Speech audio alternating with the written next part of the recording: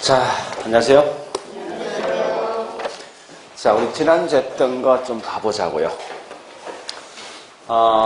지난주 했던 게 뭐냐? 금융. 자, 일단 금융에서 제일 먼저 볼 게 뭐냐? 물론 이제 그 앞주에 했던 게 있어요. 첫 번째, 여기 있는 지분과 부채에 대한 차이는 반드시 아셔야 되죠. 그러니까 얘는 주로 묻는 게 어떤 예가 어디 속에 포함될까 아셔야 됩니다. 자, 그리고 두 번째 보니까 저당 유동화가 있어요. 이런 저당 유동화는 절대 있죠. 그림 자체를 한번 그려보시고 굳이 이걸 암기할 상은 분명히 아니에요. 그건 꼭 아시라고요. 즉 무슨 말이냐? 맨 먼저 보니까 누가 있죠? 차입자가 있고 그 다음 누가 있습니까? 1차 대출기간, 그 다음에요 2차. 마지막에 누가 존재합니까? 투자자. 그죠? 그래서 맨 먼저 차입자가 1차 대출 기간인 은행한테 저당 설정합니다. 그래서 설정돼 있는 저당권을 가지고 다시 1차는 2차한테 저당 설정하죠. 그런 다음에 뭐 있습니까? 2차는 보니까 투자자한테 뭘 발행합니까? 채권을 발행한답니다. 이때 중요한 것은 이 채권을 발행하는데 그럼 실제 집에 가서 뭘 하시는가 하면요. 굳이 여기 있는 총 아마 우리 강의 메타 본 총 6개 어떤 특징이 분명히 있을 거예요. 그 6개 특징은 굳이 암기하려고 생각하지 말고 있죠. 이렇게 한번 그림 한번 그려보시라고. 한번 따라가 보시라고. 그래서 따라가 보시고 뭐 있습니까? 이게 이에 대한 보답 뭐 있습니까? 요 그림만 가지고 시험장 가셔야 돼요. 그래서 여기 총 뭐 우리 5개 특징이 있죠. 그죠? 네, 그 특징을 좀 보시고요. 자, 이때 보니까 채권에 대한 종류가 분명히 3개 있는데 중요한 건 뭐냐? 담보 물건 자체가 뭐냐 따라 분단하십니다. 그래서 담보가 크게 3개 있죠. 첫 번째 주택이 담보될 수 있고 두 번째 상업이 담보될 수 있어요. 그 다음 뭐가 있습니까? 자산이 담보될 수 있다죠. 이때 주택이 담보인 걸 뭐랍니까? 그죠? 상업이 담보인 걸 CMBS.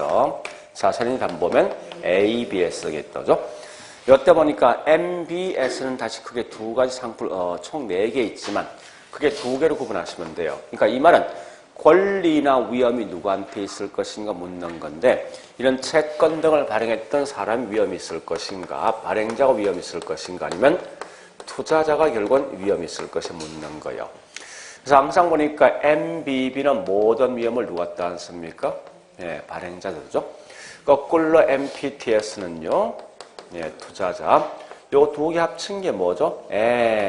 MPTB. 또 한 개 더 있죠? 예, CM이라는 게 있어요. 일단 이제 이 내용을 먼저 보시면서, 물론 누구한테 어떤 권리적인 있냐 이걸 꼭 아셔야 됩니다. 그러면서 여기 있는 요 3개 채권은 결국은 단계층 채권. 이 말은 뭔가 하면 발행했던 채권 금액은 달라지겠지만 만기는 다 똑같은 거예요. 만기 같다 이 말이 결국 뭐 있습니까? 각각 있는 채권들마다 적용할 수 있는 이자율도 분명히 같다는 겁니다. 그런 거 아시고. 다만 CM은 뭐 있습니까? 만기가 여러 개 있죠.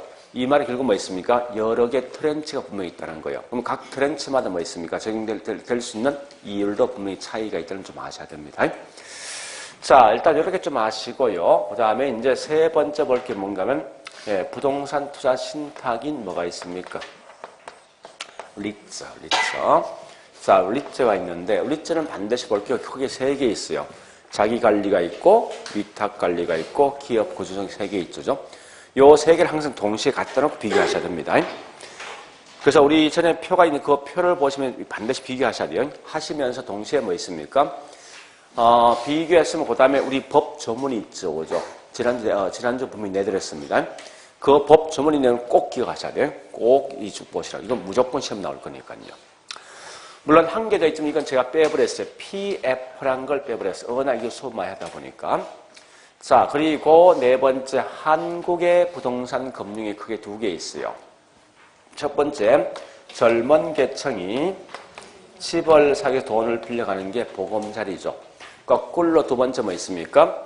예, 연세가 있는 분이 돈을 빌려가는 방식이 연금 방식이에요. 하여튼 최근에 문제 동향을 보니까 대부분 주택연금이 시험에 훨씬 더 많이 나오게 돼 있어요. 그래서 주택연금 쪽에 공부하시는데 그러나 기본 맥락은 뭐 있습니까? 보검자를 서로 비교해서 그 내용을 파악하셔야 됩니다. 자, 일단 지난주에 딱 여기 있는 요 내용이에요. 여기서 보통 6개 딱 나오거든요. 나올 게 뻔한 거 아닙니까? 하나, 둘, 여기서 3개, 4개, 5개, 6, 7개 총이게 7개 중에 보통 6개 시험 나온다 생각하시면 돼요. 굉장히 확정같이 굉장히 우리가 공부하기 좀 좋은 거라고 사실은요. 내용은 어렵지만 실제 문제 풀어보면 굉장히 쉽거든 사실은 의외로. 자, 그리고 이제 우리 이번 시간에 할 게 뭔가 하면 감정평가인데 지난주에 했던 게 중요한 게 이제 있습니다. 뭐가 제일 중요하냐? 이게 제일 중요합니다. 감정평가사, 다시 의뢰인이 이 물건 좀 의뢰했을 때 의뢰했을 때 전부 다 현재 있는 상태만 평가하겠습니까? 의뢰하겠습니까? 응? 지금 시점 평가를 하겠습니까? 그런 분들이 지금 그 반대분들 보면 있을 거란 말이에요. 무슨 말인가 하면, 내가 현재 의뢰했어. 이 땅 좀 평가해 돌래. 자, 그 말을 딱 썼을 때 가장 큰 맹점이 뭐 있습니까? 이 물건 언제 평가해 줄래? 언제 시점에? 과거에 줄까? 미래에 줄까? 현재 줄까? 분이 달라지거든. 그죠? 그래서 제일 중요한 게 뭔가 하면 반드시 이 의뢰인 항상 뭐 있습니까? 이 물건 언제 날짜를 평가해 달라고 분명히 요구할 거란 말이에요. 그런 걸 뭐라냐? 다른 말로 기준 시점이야. 그러니까 철저하게 감정평가된 가격은 기준 시점 가격이지 절대 현재 가격 있으면 다 틀린 거예요.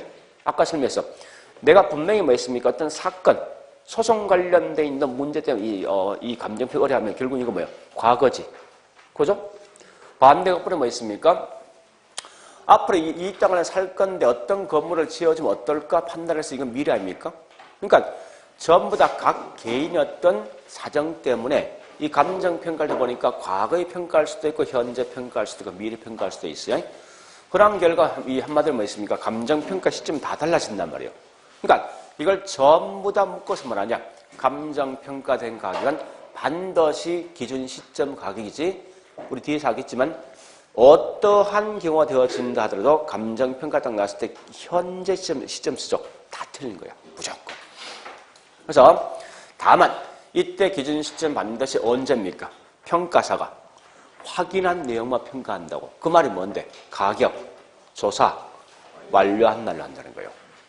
다만 미리 정해진 때는 그 날짜에 평가가 가능한 경우에 한해서 그 날짜에 평가할 수 있어요. 이 말은 과거 평가한다, 속업이지. 현재 상태 평가한다, 현황 평가. 미래 상태인데 조건 붙어 있어. 상정한데 말 뜻이고요. 조건부지. 확실한 미래가 있어. 이건 기한부지. 그죠? 그리고 보니까 물건 등을 평가할 때 보면 이런 경우 있습니다. 우리 보통 일반적으로 뭐 있습니까? 감정평가는 필지마다 하지. A 필지, B 필지 따라오게 돼 있다고. 이 말은 뭐냐? 원칙은 물건마다 개별. 개별은 필지마다 한다는 말 뜻이에요, 이게. 그 지금 예배가 있습니다. 2개 필지를 묶을 수 있지. 그죠? 되더라. 왜? 땅값 같을 때. 땅값 같은 굳이 이 분리해서 평가할 필요 없다고. 이런 걸 뭐라냐? 일괄이지. 근데 한 개의 필지는 분리할 쪼갤 수밖에 없어. 무엇 때문에? 땅값이 다르지. 다르면 이게 뭐예요? 구분이지. 근데 내 땅이 전체가 수용되지 않고 일부분이 딱 수용되는 거야. 부분평가, 부분평가. 또 그런 특징을 좀 알고 있어야 되셔도. 자, 일단 그런 이제 기본적 마인드를 좀 알고 보시면서. 자, 이번 시간 할 게 뭐냐, 이거 할 거, 이제. 우리 책 가볼게, 이제. 자, 책에 보니까요. 490 쭉쭉쭉 넘어가서,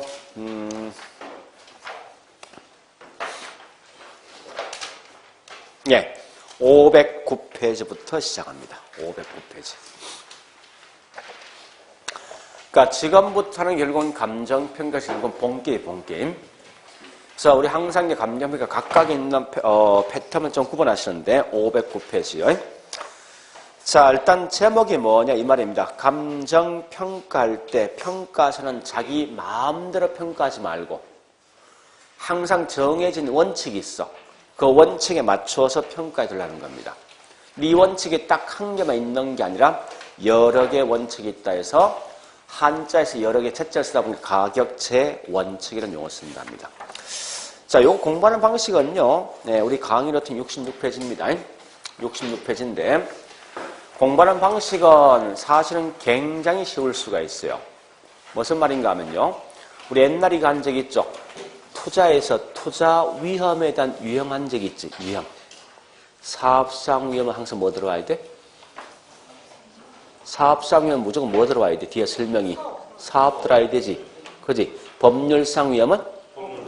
이런 방식이 똑같아, 이거는. 그러니까 그 내용이 뭔지 몰라도 좋은데, 어쨌든, 예, 그 똑같은 말이 뒤에 들어온다. 이거만 아시면 돼. 좀 이따 문제 풀겠지만요. 그래서, 비록 우리 아마 거기 있는 가격 재원칙이 총 13개 있습니다. 이 13개 제목을 굳이 알려고 생각하지 말라고요. 단지, 이래 봐야 되죠. 아, 요 말 나왔으면 항상 이 용어 들어오는구나. 그거만 아시면 돼. 굳이 그 안에 있는 내용을 한경이 다 볼 필요 없어요. 자, 다시. 가격 재원칙이 뭐냐 이 말입니다. 자, 물어보자고요. 아니, 옆집에서 보니까 우리 보통 시장에서 매매되는 이 물건이 5억에 매매된대. 근데 감정평가서 보니 이 물건을 얼마 평가했냐? 25억에 평가했어. 이 말 되냐고. 안 될 거 아니에요. 그러니까 이 말은 뭐예요? 결국은 이런 원칙이 있어. 그 원칙에 맞춰서 평가는 자기 마음대로 평가하지 말라는 거예요. 그래서 그런 원칙이 총 여기 있는 13개 이 원칙에 맞춰서 평가해 돌라 말 뜻이 거예요. 쉽게 본다면. 자, 일단 요 내용은요. 제가 일단 뭘 보는가 하면 우리 강의 노트에 있는 66페이지죠. 거기 있는 순서에 먼저 따라서 하고 있죠. 나중 가서 다시 뭐 있습니까? 책에 있는 내용을 쭉 보겠습니다. 자, 이 말입니다. 감정평가사가 물건 가치를 평가할 때 일정한 원칙에 따라 평가하되 이 원칙이 한 개만 있는 게 아니라 여러 개 있다 해서 여러 개 첫째를 쓰는 거예요. 자, 첫 번째 우리 비슷한 걸 같이 묶어볼게요. 제일 먼저 수요 공급 원칙이 있어요. 두 번째 보니까요. 대체, 이런 대체 원칙이 있어요. 세 번째 보니까 경쟁, 이런 경쟁 원칙 있답니다. 다시 말씀드리면 절대 이건 안에 있는 글자 한 개 한 개 따지지 말라는 거예요. 제목 자체가 같이 움직일 때 무조건. 그래서 결론 요거요. 수요 공급이 나오면 수요 공급 원칙 끝이야. 대체란 말은 항상 그 속에 대체 또는 효용이란 말이 나왔을 때 이건 대체 원칙이에요. 경쟁 원칙은 무조건 그 속에 경쟁이란 말만 들으면 된다는 거예요. 이렇게 공부할 때. 그 구체적 내용은 제가 좀 이따 설명하겠습니다. 자, 이렇게 해놓고 있죠. 저는 바로 문제 풉니다. 문제. 자, 문제 풀 거요.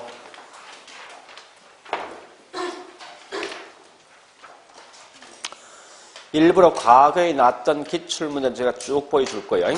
자, 지금부터 문제요.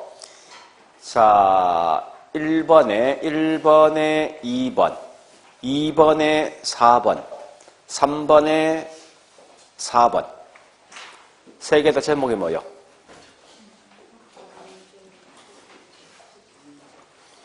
(1번에 2번) (3번에 4번) 그 다음에 다시 2번에 4번, 3번에 4번.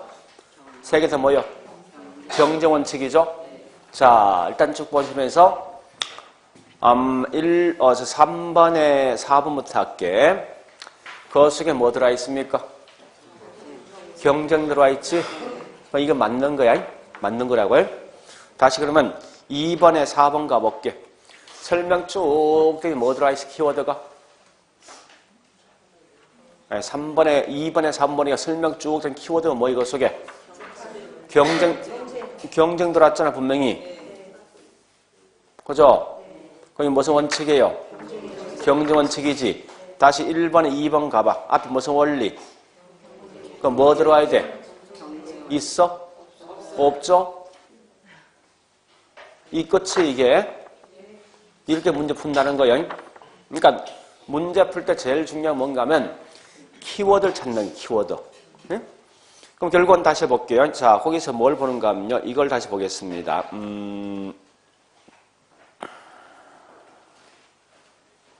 이해가 들어갔지?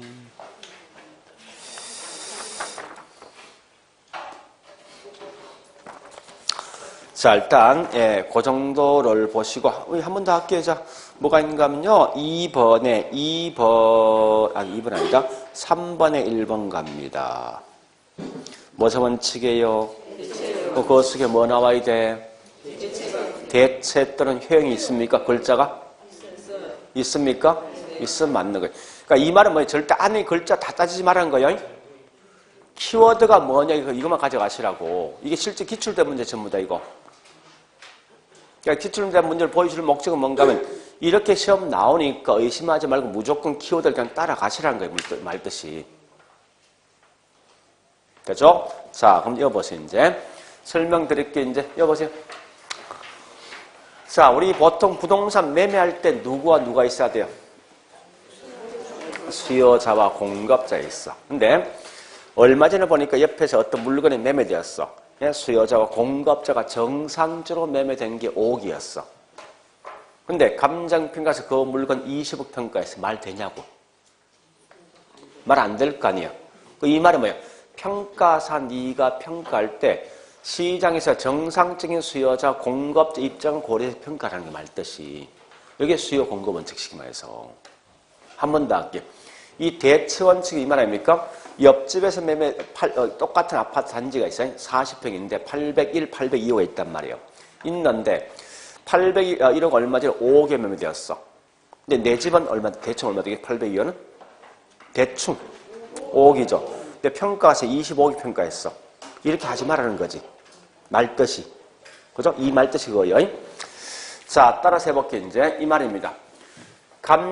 감정평가사가 물건 등을 평가할 때 정상적인 수요자, 공급자가 협상을 통해서 만들어질 그런 가격을 평가해달라는 말뜻이. 그래 보시고 두 번째요. 두 번째. 이 대체 원칙은 뭐냐 이 말입니다. 결국은 옆집에 있는 물건이 5억이면 내 물건도 똑같다면 반드시 감정평가에서 평가할 때 이 물건과 비슷하게 평가해달라 이거 말뜻이. 왜 이게 현재 뭐 있습니까? 내 옆집에 있는 물건이 5억이면 내 물건도 5억입니까? 성격이 비슷한 결과에서 바꿀 수 있는 거 아니에요? 그럼 대체란 말 뜻이 뭔데요? 동일한 효용을 갖고 있는 물건을 서로 바꿀 수 있는 거예요. 그러니까 옆집에 있는 물건이 5억이면 그래서 내 물건도 5억이 보는 거예요. 보는 시각이. 자, 여기 있는 경쟁 원칙은 우리 아마 거기 있는 강의 노트 보니까요. 자, 강의 노트 67페이지 가볼까요? 67페이지. 아니면 저기 뭐 있습니까? 우리 문제 3번에 4번 가보. 3번에 4번 똑같은 거니까. 3번에 4번 보니까 한번 읽어보겠습니다. 부동산 가격도 경쟁에서 결정되며 경쟁이 있으므로 초과인이 소멸되고 대상 부동산이 그 가격에 적합한 가격을 갖게 되는데 이를 경쟁 원칙이라 한다. 한 번 더요. 어디를 보는가 하면요. 2번에 4번 가보겠습니다. 2번에 4번. 초과 이유는 경쟁을 야기하고 경쟁은 결국 초과인이 감소 또는 소멸시키는 것을 가지고 다른 말로 경쟁 원칙이지. 그죠? 표현 자체가. 자, 그럼 결국 이 말은 뭐 있습니까? 항상 얘는 주구장창 보니까 초과 이윤과 경쟁이라는 말 항상 뒤에 따라오네 보니까. 자, 이 말입니다. 보세요. 현재 있는 원주시에 보니까 30평 아파트가 얼마 전에 매매되어진 게 3억에 매매되었어. 응? 근데 갑자기 이 지역에 학군 좋은 학교가 들어온대. 응? 즉 서울대가 들어온대. 그러면 그만큼 이 지역의 쾌적성은요? 좋아지겠지. 그 수요는 막 있으면 많아질 거 아니에요. 수요가 많아진 만큼 집값은요? 올라가죠. 그 집을 갖고 있는 분은 요 차이만큼 이익 보겠지. 이러한 이익을 뭐라 하냐? 결국은 초과이윤이 발생합니다. 초과이윤이 발생되어지면 결국 뭐 있습니까? 이제 공급자 이런 집을 짓겠지. 짓기 위해서 뭐 있습니까? 시장에 분명히 진입을 하게 돼 있어요. 하면 일정 기간 후에 주택에 대한 공급은요? 네, 주택에 대한 공급이 늘어나면 결국은 집값은요? 결국은 초과이윤은 뭐합니까? 자, 봐보지 이 말입니다. 왜 여기 있는 공급자가 시장에 진입합니까? 이유가 뭐예요? 요걸 가져갈 목적이지. 여기서 경쟁이 야기된다고. 우리 거기 있는 말뜻이 아닙니까? 초과이윤이 발생되었지만 경쟁이 야기되고 경쟁에 대한 결과 공급이 많아지니까 집값 등이 뭐 떨어지니까 이제 초과 2년 소멸이 된다. 이렇게 설명할 수 있는 거예요. 있지만 중요한 건 다 필요 없어. 무조건 얘가 나면 끝이야. 문제 풀어봤지만. 네? 그렇게 하시라고요. 자, 그 다음에 두 번째 이제 3번과 4번. 우리 가학이 노트에 있는 3번과 4번 할 거예요. 변동 원칙과 예측 원칙 두 개 있어요. 변동과 예측 두 개 있는데요.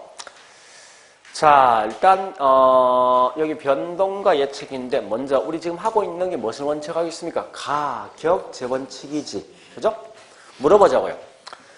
부동산은 시간이 변하고 주변 환경 등이 변한 부동산 가격도 변하죠? 그 예는 이겁니다. 설명이 쭉 들어오는데 다 필요 없어. 하여튼 이러이러한 요인이 쭉 변하면 그 결과 가격도 변한다. 변동 원칙이 끝이야 이게. 즉 무슨 말인가 하면 저기 있는 3번에 3번 말고 2번에 5번 가져고 2번에 5번 2번 5번 갑니다. 자, 보니까 설명이 진짜 많아요. 뭐 차 띄고 버티고 다 띄게. 다 띄면 결국 뭐 있으면 부동산 가격도 끝에 변동 과정이 형성된다. 끝이야. 그 말 아닙니까? 부동산 가격 주변 환경이 바뀌고 뭐가 바뀌면 결국 그 결과 뭐 있습니까? 가격도 변한다 이 말이거든. 말뜻이. 그러니까 그 중간 과정이 의미가 없다죠. 그렇게 보는 거예요. 문제 볼 때. 그러니까 항상 그래서 제가 강조하지만 문제 풀 때 제일 중요한 뭐 있습니까? 주제. 그러니까 누구는 누구다 이렇게 보셔야 되지. 그 부연 설명 등은 아예 없애버리라고. 아예 처음부터 보지 말라고. 이게 훨씬 더 문제를 빨리 보는 방식이라고요. 그래서 이 말은 결국 한마디로 가격은 변화한다 말 뜻이 그겁니다. 자, 두 번째. 부동산 가격은 측정할 수 있습니까? 있어요? 있지, 그지? 있는데, 자, 이게 중요합니다. 부동산 가격을 측정할 때 현재 이용 대가를 고려합니까? 미래 이용 대가를 고려합니까? 응? 미래만 고려합니까? 현재도 고려합니까? 응? 그럼 봐보자고요. 뭐 고려하는지. 자, 우리 책에요. 잠시만. 예측 원칙이 있어요. 예측 원칙이. 512페이지요. 512페이지. 자, 512페이지 보니까 갈로 1번 의 및 이론 근거 예측 원칙에서 자, 두째 줄 끝에 가보겠습니다. 맨 끝에 부동산 가치란 장래 기대 예상되는 편익을 현재 가치로 환원한 값을 말하냐고 이게 가치다 가치. 이런 만약에 이거 한번 물어볼게 이제 만약에 부동산 가치가 현재 이용 대가만 부동산 가격이라면 이런 현상이 있어요. 현재 이 땅이 농지인데 국가에서 발표했습니다. 야, 이 땅은 2년 후에 상업으로 용도가 변경되어진다라고 지금 당장 발표했어. 했지만 현재 이용 대가만 부동산 가격이라면요. 무조건 2년 동안 땅값 고정돼 있어야 돼. 그죠? 근데 실상은 뭐 있어요? 이 땅이 현재 농지지만 앞으로 2년 후에 상업으로 용도가 변경되어진다라고 지금 발표하지만 땅값은 올라가죠. 이 말은 뭔가 하면 절대 부동산 가격은 과거나 현재 이용 대가가 아니에요. 미래 이용 대가란 말이에요. 왜? 앞으로 보죠. 2년 후에 상업으로 용도가 변경되어질 때 분명히 그때 수익이 더 높을 거 아니에요. 그 미래에 있는 수익을 현재 끌고 오는 결국은 그 가치 높아진다고. 그래서 절대 부동산 가치는 현재나 과거 이용 대가 아니에요. 미래 이용 대가. 그래서 거기 나있지 않습니까? 가치란 장래 예상되는 편익을 써놨잖아요. 분명히. 그죠? 편익을 현재 가치로 환원한 값이라 써놨잖아요. 분명히. 그러면 보세요. 그거 번역해 볼게요. 따라서 이 건물의 장래 예상되는 편익, 수익을 뭐 했습니까? 예측하고 파악을 했기 때문에 현재 가치를 측정할 수 있는 거예요, 이게. 그죠? 그래서 항상 가격은 예측하고 측정할 수 있다. 이 말이 중요하다고요. 근데 문제는 이겁니다. 우리 가격 지원치를 공부하다 보면요. 겨우 여기 있는 말을 이제 기억했어 했는데 웬걸 이 말 대신 뭐 있습니까? 다른 용어 토론에 보니까 이게 예상이란 용어 들어오기도 한답니다. 그러니까 문제는 거예요. 똑같은 말을 가지고 학자마다 쓰고 있는 용어상 차이가 있기 때문에 이 두 개 있는 용어를 같이 보셔야 되는데. 자, 그런데요. 이때 보니까 이러한 것도 좀 정리를 하셔야 됩니다. 무슨 말인가 하면 앞으로 여기 있는 얘는 뭐예요? 시간이 변하면 가격 변한다는 의미에서 무조건 시점이란 말이 나오죠. 나오는 순간 이게 전부 다 변동 원칙이에요. 좀 이따 하겠지만 이 시점이 뭐냐?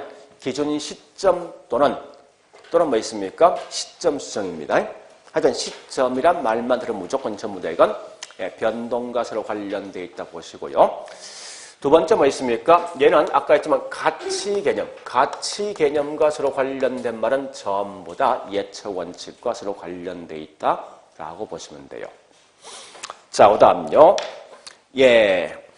그런 다음에 이제 볼 게 뭐 있습니까? 밑에 보니까 네 번째인데, 자, 네 번째 있는 말이 뭐냐?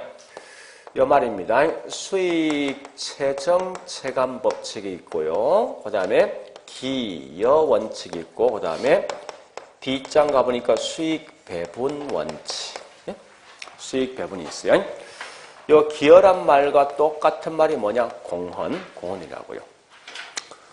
근데 재밌는 건요, 이런 겁니다. 이 수익 최정 체감 법칙은 과거에도 시험 나온 적 없지만 앞으로 시험 나올 가능성이 없습니다. 왜냐면 이게 나중에 뭐 하여튼 이유가 있어요. 이 가끔 보면요, 우리 지금 하고 있는 이 가격 지원책은 사실은 미국에 보면 감정평가 실무 지침서가 있어요. 이 지침서가 보통 3년 또는 4년마다 항상 개정되게 돼 있어요. 근데 한국에 들어온 게 제7판, 9판, 11판, 그 다음에 14판 이런 게 들어왔다고. 근데 보니까 7판에서는 11개 원칙이 있었어. 근데 9판한테 보니 11개 원칙이 있는데 이 원칙에 보니까 7판의 11개 원칙 중에 2개가 빠져나오고 새로 2개 더 추가된다고 이게. 그래서 또 지금 11판 보니까 9개를 만들어졌어. 그러니까 계속 늘어났다 줄다는데 그 중에 특히 수익 증체감은 이게 어떨 때는 다른 원칙 속에 포함되기도 하고 빠져나오게 돼 이게. 그래서 그런 것들이 실제 뭐 있습니까? 이 수익 증체감을 시험을 거의 안 낸다고. 그래서 그냥 가볍게 넘어가시면 돼요. 이거는. 다만 할 것은 뭐냐? 깔끔합니다. 보세요. 수익이 최정하고 그다음 뭐요? 체감이지? 이 말이 뭔데? 그냥 그대로 번역하시라고. 수익은 뭐합니까? 수익은 올라가다가 다시 뭐합니까? 떨어진다. 이 말라면 끝이라고. 굳이 그냥 부연 설명하지 않겠습니다. 어차피 안 나올 거니까. 다만 중요한 것은 이거 보니까 뭐 있습니까? 기여 원칙과 수익 배분이 중요해요. 자, 기여란 말은 우리말로 좀 번역해 보시라고. 기여. 자, 이런 거요. 얘는 무조건 나오던 부분 또는 구성 부분이라 쓰기도 합니다. 구성 부분. 부분이 전체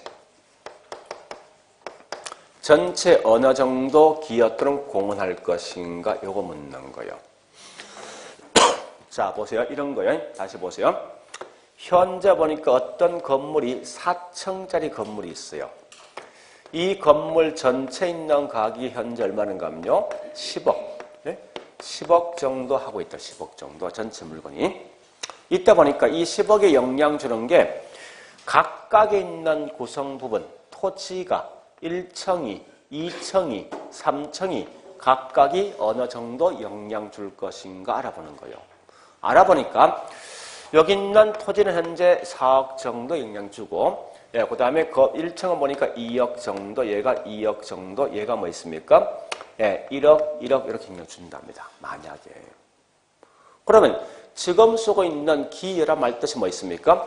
10억이란 가격 중에 3층 얼마 기여한다고? 1억이지? 1층 얼마 기여한다고요? 이런 걸 파악해서 만들어진 거예요, 이게. 그러면 이걸 왜 했느냐? 이유가 있습니다. 아니, 이렇게 돼 있는데 5층 건물을 내가 지어줘도 이 건물 10억 한대. 그럼 5층 결국은 전체 이 건물 가격이 얼마 기여한 거예요? 0이지. 그죠? 그럼 이걸 알고 있으면 이 5층 건물 짓겠냐고요? 안 지을 거 아니에요. 그러니까 이 말은 기여 원칙은 각각에 있는 구성 요소가 전체에 있는 가격에 어느 정도 영향 줄 것을 파악해 보니까 어떤 건물에 쓸모가 없는 층수가 있다는 게 분명히. 그래서 한 층 더 질까 말까 할 수 있는 추가 투자 적부 판단을 할 수 있어요. 적판단. 그리고 여러분들은 철저하게 만약에 합필한다, 병합이지, 분필한다 이 말 나오지, 병합과 분할 나오지, 나오는 순간 이건 무조건 기여원칙이에요. 무조건. 네? 자, 무슨 말이냐 이 말입니다. 보세요. 네, 원주시 중심가에 정사각형 돼 있는 이렇게 천평짜리 뭐 있습니까? 땅이 있어. 중심가에. 굉장히 좋은 땅 아닙니까? 그죠? 요 자체 모양은 천평이니까. 근데 이게 보니까 필지가 몇 필지냐? 두 필지인데 땅 모양새가 어떻게 돼 있냐? 요렇게 만들어진 거야. 보기 좋은 거죠? 그죠? 자, 이렇게 돼 있다 보니까요, 이 땅에 대한 효용가치 분명히 떨어질 거 아니에요. 그래서 각각이 매매가 되어지면 얼마 되는가 하면, 요 놈이 현재 5억이고 얘가 5억이 안 되더라 이거야. 근데 이게 두 개 합필되면요, 한 필지가 되면 이게 이 가치가 20억 가치가 있어. 근데 문제는 일반인들은 저기 있는 B 땅을 5억 이상 줄 사람이 있습니까? 없잖아요. 근데 문제는 여기 있는 A가 B 땅을 사고 싶어 해. A가 B 땅을 사고 싶으면 A 측면에서 이 땅이 얼마 가치 있는 거 이제? 아니지. 전체 가격이 얼마인데? 20억씩 얼마 가치 있는 거 이거? 아, 자기 땅 얼마인데 현재? 5억이잖아. 요 가치가 전체 가치 10억 정도 기여하잖아 이게. 그죠? 근데 여기 있는 B가 보니까 절대 이 돈 주고 팔 리가 없을 거 아니에요. 그지? 그런 결과 이 돈 돌래. 이 돈을 갖다가. 살 거예요, 말 거예요? 응?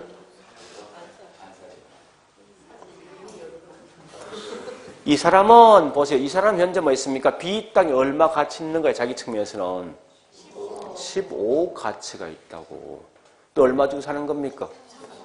이래 보는 거예요. 그럼 당연히 뭐 있어? 이건 이익 아닙니까? 이 땅이 결국은 전체 가격에 15억 정도 기여한다고. 근데 실제가 뭐 13억 차면 결국 요 차이만 결국은 이익을 사실 보는 거라고 이게. 응? 자꾸 생각할 때 둘 다 반만 생각하면 안 돼 이거. 그죠? 그러니까 이와 같이 뭐 있습니까? 이거 합필할 거지. 그죠? 그러니까 합필할까 말까 하는 게 뭐 있으면 결국은 전체 가격 중에 어느 정도 영향을 줄 것인가에 따라서 합필할 수도 있고 하지 않을 수도 있는 거죠. 그죠? 따라서 어쨌든 이런 개념 나면 전부 다 이건 기여 원칙 속에 포함된다 생각하시라고요. 자, 그 다음에 수익 배분 원칙요. 자, 우리말로 번역하죠. 이 말 뜻이 뭐요? 수익은 나눈다. 자, 이 말입니다. 다시요. 자, 이 건물이 총 4층짜리 임대용 상가 건물입니다. 그래서 이 건물에 보니까 월세 등을 주니까 매달마다 나오는 수익이 있죠. 있을 거예요.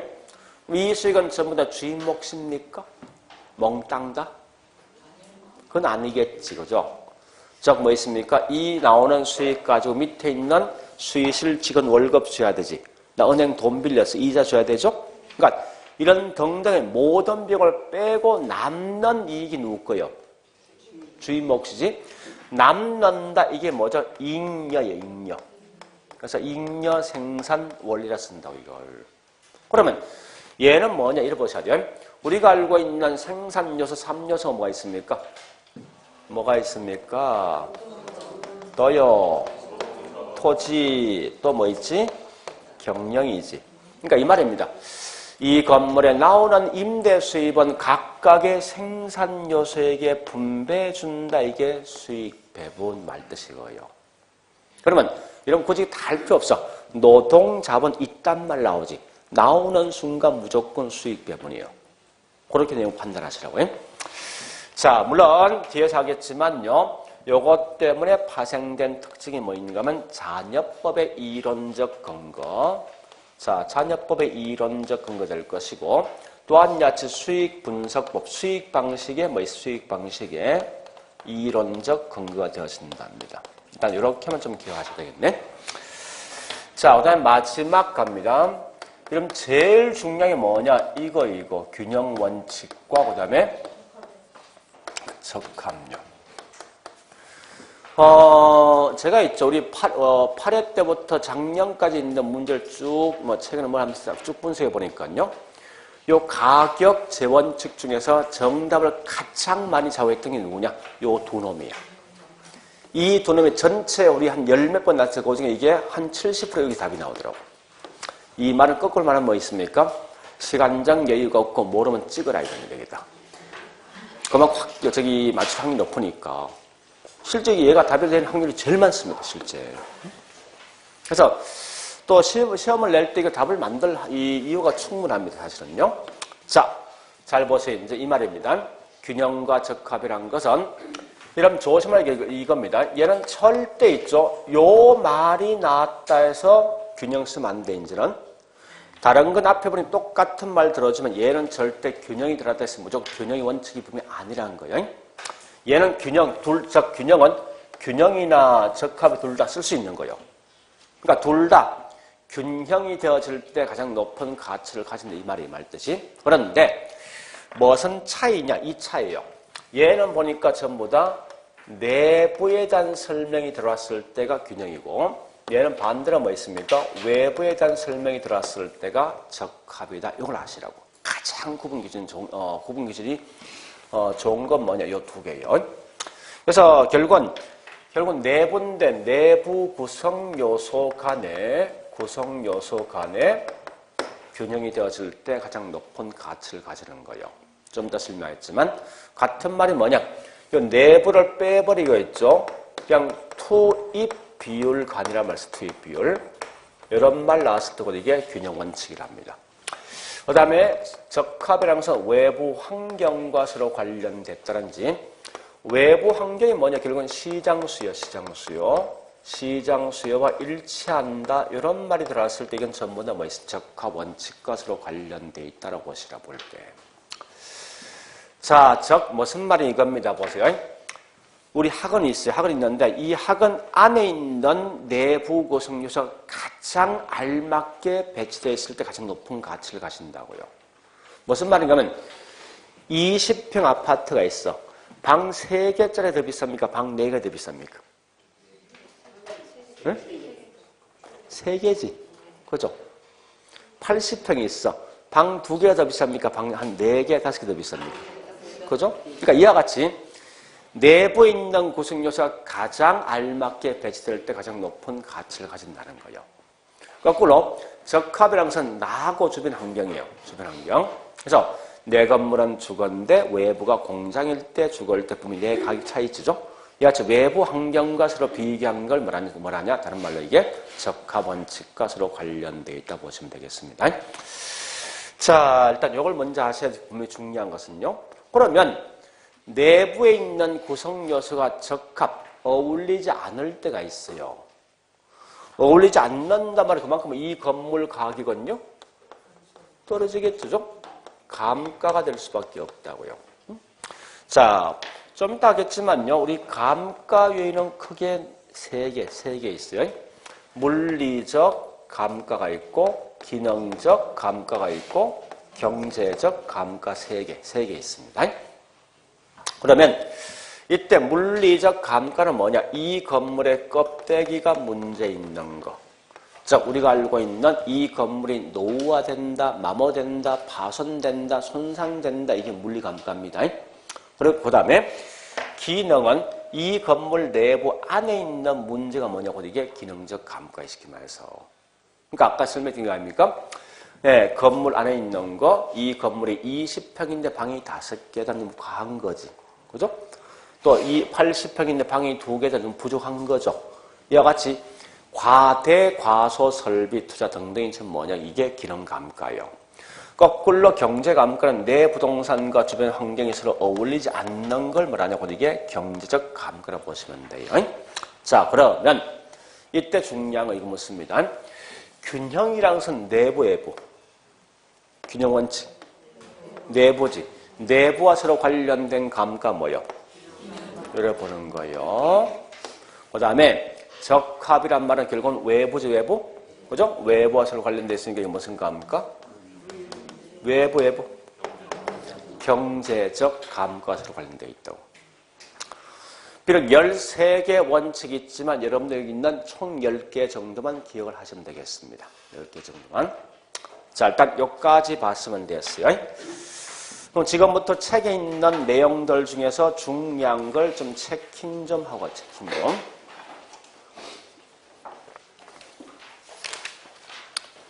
자, 일단 510페이지 있는 최유효용은 지금은 그냥 통과합니다.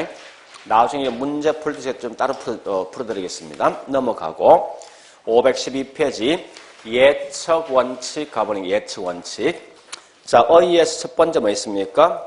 거기 있는 내용 중에 예측 원칙이란 한번 읽어보겠습니다.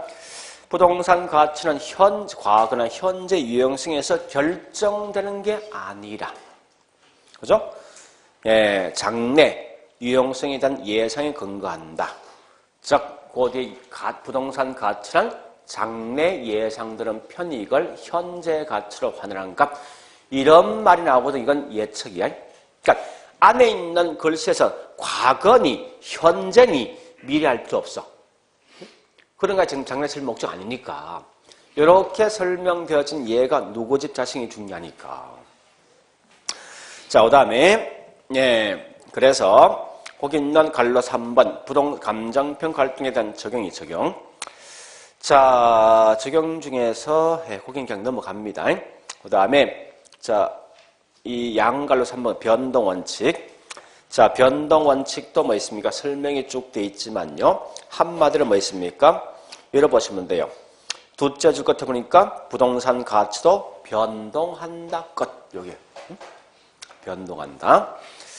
자, 그래서 우측 볼까요? 우측에 보니 뭐 있는가 하면 갈로 3번 감정평가 활동에서의 적용 보니까 첫째 줄 끝에 기준 시점, 그 다음에 둘째 줄 가보니까 뭐 있습니까? 시점 수정이 있지. 그러니까 어쨌든 시점이란 말만 무조건 이건 변동. 자, 그 다음에 갈로 4번 수익 추정 체감이 있지만 이건 가볍게 그냥 통과할 건데 읽어놓 볼게요. 자, 첫째 줄 중간에 단위 투자를 계속 증가시키면 총 수익은 증가하지만, 자, 그 다음 뭐 있습니까? 증가된 단위 투자에 대응해서 현재 수익은 처음에는 증가하다가 나중에 뭐 있습니까? 감소한다 이거죠. 그런 것만 보시고 그냥 넘어갑니다. 넘어가자고요. 뒷장에 보니까요, 저기 양갈로 5번, 즉 515페이지요. 515페이지. 수익 배분, 잉여 생산 원리. 첫째 줄, 무조건 노동, 자본, 토지 등등 나오지. 말할 필요 없이 수익 배분. 그러면서 그 말 보시고 있죠. 밑에 갈로 3번, 감정평가 활동과의 관계에서 잔여법, 건물이니 토지 보지 마. 어쨌든 잔여법과 수익분석법의 이론적 근거. 자, 그 다음에 갈로 6번, 기여원칙은요. 자, 첫째 줄. 구성요소가 생산비의 합. 요건 과거에 한번 시험 나온 거예요. 좀 더 문제 풀겠지만. 자, 그게 지금 중요한 게 아니라, 적 뒤에 구성 부분이 전체. 둘째 줄, 구성 부분이 전체 나있죠. 그거만 줄 거놓으세요. 자, 그 다음에 셋째 줄. 추가 투자 적부 판단이 가장 유용하다. 그거 마시고요. 넘어갑니다. 뒷장에 양갈로 7번 균형 원칙. 자, 어이에서 첫째 줄. 우리 항상 있죠? 잠시만요. 여보세요. 균형이든 적합이든 앞에 이 제목 들읍니다. 부동산 유용성이 최고도로 발휘 또는 도달하기 위해서는 이 말은 무조건 따라 들어와. 이거 보지 말고 그 뒷말이 중요한 거예요. 항상. 그래서 내부 구성 요소나 있죠. 이럴 땐 균형을 보는 거예요. 자, 그 다음에 갈로 3번 보니까 뭐 있습니까? 예, 셋째 줄 끝에 기능적 감가 줄 거 놓고. 자, 그 다음에 양갈로 8번 경쟁원칙, 갈로 1번 의의가 있습니다. 무조건 경쟁에다 줄 거 놓고. 5척 갑니다. 그 다음에 적합원칙 갈 거요. 양갈로 9번 적합원칙. 의의의 첫 번째 줄 많이 본 거죠? 그 다음에 쭉 가서 뭐 있습니까? 부동산에 속한 지역 환경에만 줄 거 놓고. 부동산에 속한 지역 환경에만 줄 거 놓고요. 따라서 얘는 뭐 있습니까? 밑에 있는 갈로 4번 감정평가 활동과의 관계에서 셋째 줄 끝에 무슨 감가? 경제감가. 넘어갑니다. 넘어가서 518페이지요. 자, 거기 있는 갈로 11번 수요 공급원칙 갑니다. 자, 갈로 1번엔 동그라미 1번 보니까 둘째 줄 수요 공급이란 말이 있지? 그죠? 자, 5척 갑니다. 519페이지 12번 대체원칙. 대체도 첫 번째 의의에 보니까 동그라미 1번에 대체나 있죠? 예, 그런 거 줄 거 넣고요. 예, 그 다음에 넘어가서, 오케이, 여기까지만요. 자, 문제 풉니다. 문제요, 문제.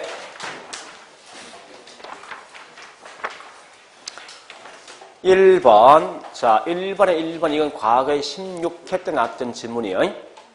그때 이거요. 지금까지 가격 재원칙 가지고 안에 있는 글자가 장난치기 친 게 이거 하나야, 하나. 기여 원칙은 반드시, 자, 우리 지금 하고 있는 게 가격 재원칙이죠. 그죠? 이 물건 만드는 생산비랑 관계없다니까? 얘는 단지 이 건물 전체에 있는 가격이나 수익에 토지가 일층이 전체 가격이나 수익에 어느 정도 영향 줄까 묻는 거지 1층 하나 짓는 건축이 얼마인지 파악할 필요 없다는 게 이거 알 목적 아니라고 지금. 그래서 거기 있는 생산비라는 게 틀린 거예요 사실은요. 근데 이건 그냥 넘어가세요 앞으로. 절대 우리 과거 요거 한 개만 딱 안에 글자에 한번 장난쳤다고. 그 이후에는 뭐 있습니까? 안에 있는 글자가 장난친 적이 없어. 칠 수 있는 문구가 없다고 문제가. 제가 항상 강조하자면 이 말 아닙니까? 민법은 민법답게 중개법은 중개법답게 공부하시라고. 그러니까 이 과목을 중개법처럼 작살나겠죠. 그죠? 중개법은 법점이 워낙 적다 보니까 말을 꼬아서 낼 수밖에 없어. 이게 말정할 수밖에 없다고. 얘는 이제 그런 게 분명히 아니라는 거예요. 자, 2번 가볼게요. 2번 보니까 이거 무슨 원칙이지?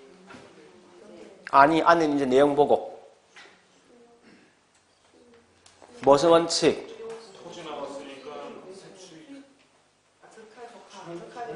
오케이. 적합이지. 아, 그거 잘 나있지 않습니까? 주변에 토지 나 있잖아. 주변 환경 물었지? 자, 3번은 보니까 뭐 나 있어? 수요 공급 나 있지? 무슨 원칙? 수요 공급 원칙. 4번 가볼까? 4번은 쭉 보니까 투입되는 생산 요소 결합. 이게 제일 중요한 키워드 같아 보니까 느낌상. 그죠? 그럼 투입되는 이 말은 뭐야? 이 건물 안에 지금 뭐가 투입되는 거 아닙니까? 이건 뭐야? 균형이지. 그죠? 5번은 보니까 예상 나 있어. 예상되어 보니까 가치란 장래 예상되는 편익을 현재 가치로 나눈다. 이게 뭐야? 이게 보세요. 여기 이 말 아닙니까? 가치 개념은 가치 개념. 그게 가치 개념은 전부 다 예상, 예측과 서로 관련되어 있다. 2번 가자고요. 자, 2번 보니까 조금 어렵지만 부지와 건물 등은 구성요소 간. 이 구성요소는 내부 아닙니까? 무슨 원칙? 균형. 자, 2번. 노동자본 나왔어.